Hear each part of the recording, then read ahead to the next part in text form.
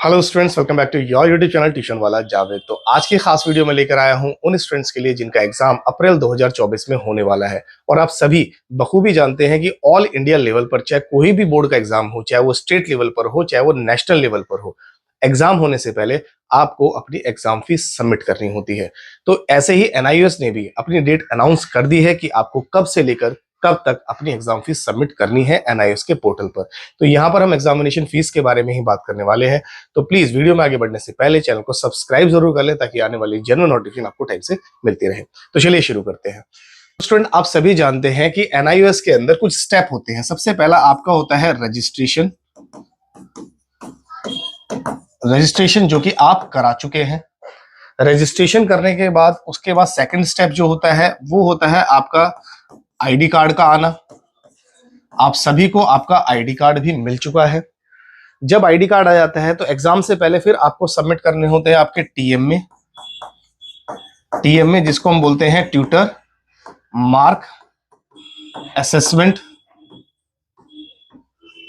ठीक है, ये आपको सबमिट करने हैं। अभी मैंने एक टिक लगाया है, उसका रीजन ये है कि अभी ट्यूटर मार्क असेसमेंट रिलीज किए गए हैं जिनको आपको बना के, जिसमें आपको मैंने बताया है लास्ट वीडियो में भी कि 6 क्वेश्चंस होंगे, वो आपको सॉल्व करके उसकी पीडीएफ पोर्टल पर अपलोड करनी है। बात समझ रहे हैं?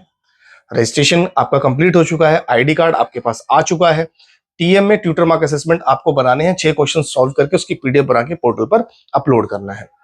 इसके ठीक बाद आपको सबमिट करनी होती है एग्जाम फीस।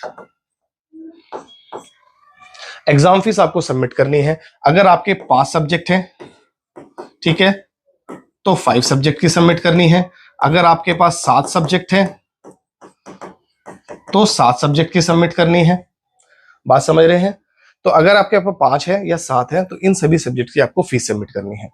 और जो बच्चे एग्जामिनेशन फीस, मतलब कहने का मतलब जो बच्चे 2023 में 10th पास किए हैं और उन्होंने 12th का फॉर्म भी 2023 में ही फिल कर दिया है। बात ध्यान से सुनना, ये इंपॉर्टेंट चीज है कि जिन बच्चों ने अपनी 10th 2023 में पास की है और पास होने के तुरंत बाद उन्होंने 12th का फॉर्म फिल कर दिया है, तो अगर उनके पास 5 सब्जेक्ट हैं तो वो 5 सब्जेक्ट की फीस सबमिट ना करें। उन 5 में से आप कोशिश कीजिए 2 सब्जेक्ट की फीस ही सिर्फ सबमिट कीजिए। बाकी 3 सब्जेक्ट जो है वो नेक्स्ट ईयर में आपको सबमिट करने हैं। क्योंकि याद रहे कि 10th के बाद 1 साल का गैप जरूरी है, उसके बाद ही 12th होती है। तो बहुत सारे बच्चे 10th करी है 2023 में और तुरंत सोच रहे हैं कि 5 सब्जेक्ट की एग्जामिनेशन फीस सबमिट कर दें। बिल्कुल ऐसा ना करें, आपकी फीस खराब जाएगी, रिफंडेबल नहीं होगी। तो आप मिनिमम 2 या 3 सब्जेक्ट का ही एग्जामिनेशन फीस सबमिट करें, अप्रैल 2024 में उसका एग्जाम दें और बाकी जो सब्जेक्ट बचेंगे उसका एग्जाम आपका अप्रैल 2025 में होगा। ठीक है, तो जो बच्चे 10th, दोबारा इसको मेंशन कर रहा हूं, जिन्होंने 10th 2023 में पास की है और 12th का फॉर्म भी 2023 में भर दिया है, उसकी जो 12th कंप्लीट होगी वो 2025 में जाकर होगी। तो वो अपनी एग्जामिनेशन फीस सिर्फ 2 या 3 सब्जेक्ट की ही सबमिट करें। ठीक है, बाकी सभी को अपने जितने 5 है या 7 सब्जेक्ट है उसकी एग्जामिनेशन फीस सबमिट करनी है। इसके बाद अगला स्टेप होता है, जब तक आप एग्जामिनेशन फीस सबमिट नहीं करेंगे उसके आगे के प्रोसेस होंगे ही नहीं। तो याद रहे, जैसे आपकी एग्जामिनेशन फीस सबमिट होगी तो अगर आपके पास प्रैक्टिकल है तो प्रैक्टिकल का हॉल टिकट आपको मिलेगा, ठीक है, और उसकी फाइल सबमिट करनी होगी। बात समझ रहे हैं? एग्जामिनेशन फीस देने के बाद ही हॉल टिकट प्रैक्टिकल का आपको मिलेगा, नहीं तो नहीं मिलेगा। अगर आपने एग्जामिनेशन फीस सबमिट नहीं करी है तो आप प्रैक्टिकल के, अगर आपके सब्जेक्ट है तो आप प्रैक्टिकल नहीं दे पाएंगे, हॉल टिकट डाउनलोड नहीं होगा। बिल्कुल ध्यान से समझिए। उसके बाद प्रैक्टिकल हो जाएगा। प्रैक्टिकल कब होगा? मार्च में। हॉल टिकट आपका जो आ जाएगा वो फेब में आ जाएगा। फरवरी के एंड तक आपका हॉल टिकट आ जाएगा, मार्च में आपके प्रैक्टिकल होंगे। फिर उसके बाद होगा आपका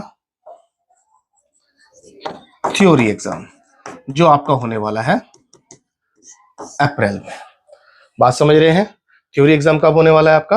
अप्रैल के अंदर होने वाला है। तो ये स्टेप है, रजिस्ट्रेशन आप कर चुके हैं, आईडी कार्ड आपके पास आ चुका है, टीएम में आपको सबमिट करने हैं, ठीक है। एग्जामिनेशन फीस 5 सब्जेक्ट तो 5 की, 7 सब्जेक्ट है तो 7 सब्जेक्ट की, और अगर आपने 10th इसी साल करी है तो सिर्फ 2 से 3 सब्जेक्ट की ही एग्जामिनेशन फीस करें, बाकी सबमिट आपको करनी है 2025 में, तब आपके टोटल 5 सब्जेक्ट क्लियर होंगे। एग्जामिनेशन फीस सबमिट करने के बाद आपका हॉल टिकट जनरेट हो जाएगा। हॉल टिकट जनरेट होने के बाद मार्च में आपको अपने प्रैक्टिकल सबमिट करने हैं। उसके बाद आपका थ्योरी एग्जाम होगा अप्रैल 2024 में, और फाइनली इसका रिजल्ट आएगा, ठीक है। रिजल्ट आएगा 45 टू 60 डेज के अंदर, ठीक है। 45 से 60 दिनों के अंदर इसका रिजल्ट अनाउंस कर दिया जाएगा। तो ये कुछ स्टेप्स हैं। अब बात करते हैं कि एग्जामिनेशन फीस कब और कैसे सबमिट करनी है उसके बारे में। तो स्टूडेंट, ये है नोटिफिकेशन जो कि आपके एग्जामिनेशन फीस से रिलेटेड है, जो कि एनआईओएस ने जनरेट करी है। तो इसमें साफ साफ लिखा हुआ है कि आपको एग्जामिनेशन फीस कब से कब तक सबमिट करनी है। तो यहां पर मैं आपको बताना चाहूंगा कि जिन बच्चों ने अप्रैल में एग्जाम देना है उनको अपनी एग्जामिनेशन फीस 21 नवंबर से, ये लिखा हुआ है यहां पर, 21 नवंबर से 20 दिसंबर तक सबमिट करनी है। 5 सब्जेक्ट हो या 7 सब्जेक्ट हो, 21 नवंबर से 20 नवंबर तक सबमिट करनी है। ये जो फीस होगी वो विदाउट लेट फीस है, ठीक है। बिना लेट फीस के 21 नवंबर से 20 दिसंबर तक आपको अपनी एग्जामिनेशन फीस सबमिट करनी है।